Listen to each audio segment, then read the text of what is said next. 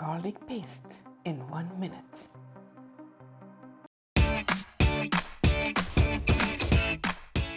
We need 2 big heads of garlic. Here I'm showing you the easiest way to peel garlic. We separate the head into cloves. We take each clove and hit it with a knife. Then we cut the last bottom hard part and the skin will come out easily. Continue peeling the garlic until you fill 1 cup. You add it to a small jar and then you top it with 1/4 teaspoon of salt. Then squeeze on top of it 1 whole lemon. Add 1/4 cup of olive oil. Make sure that the olive oil appear on the surface like this. Now let's start blending. Push the blender downwards to crush the garlic.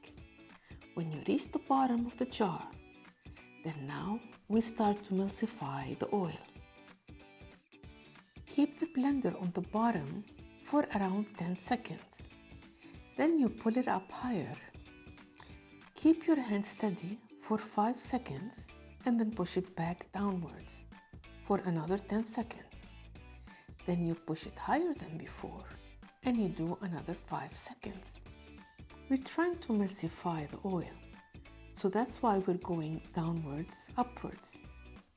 I left this clip in real time to see it exactly how it's done.